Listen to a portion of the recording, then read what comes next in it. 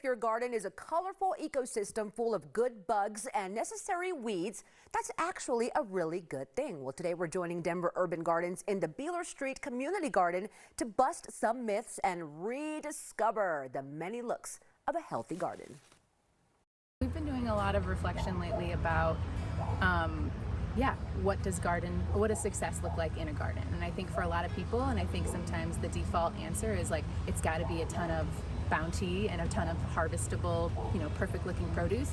And I think sometimes that thought process can lead people down a road to thinking that if there's weeds, then that garden might be a failure. But I think that what we're finding, especially during like COVID and the pandemic, is that there's so many reasons why people garden. And I think sometimes, gardens are people's refuge. Gardens are people's, place where they can just be, their access to nature and the elements and the sunshine. And so I think we're trying to do our part and really, again, just deep reflect back on which gardens we're highlighting in our brochures and on our social media. Is it the perfectly manicured gardens, or is it more like the realness of the gardens that are just different? And also to give permission to people to know that, we're all doing our best, we're all learning, we all have different places that we're starting from, and gardens just means so much to different people, and all of that is totally valid.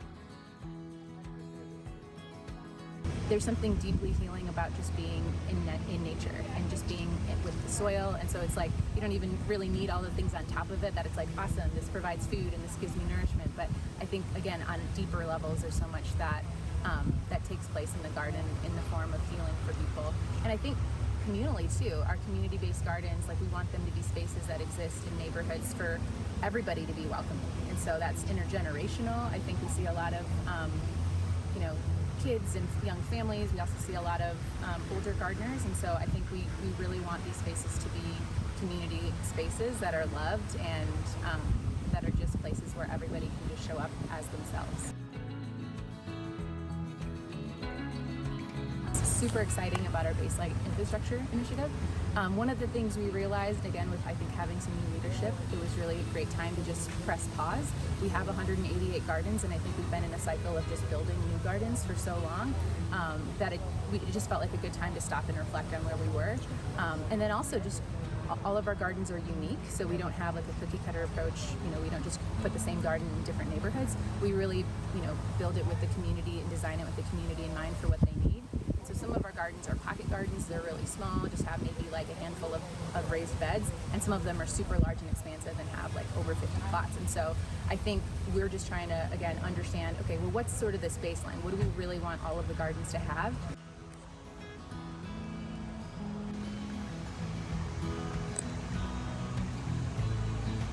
And so we broke this down into 3 areas. So there's the physical infrastructure of the garden. So we just want to check in more frequently, either at 5-year intervals, 10-year intervals, because our gardens are also at different ages too.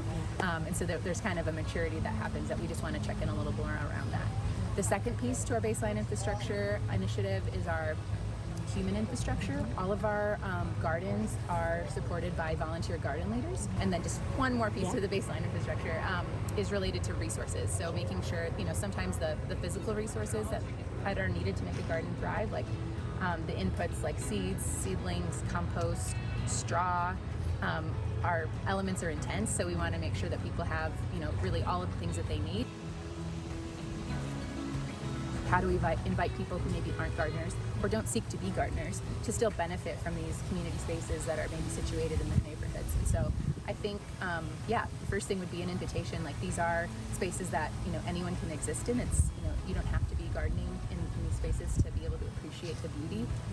The second thing, we have an online community that we launched virtually during the pandemic that's just really blossomed. And so that's a place where people can get support, ask questions, post pictures of, what's going on with this. And so that's community.doug.org.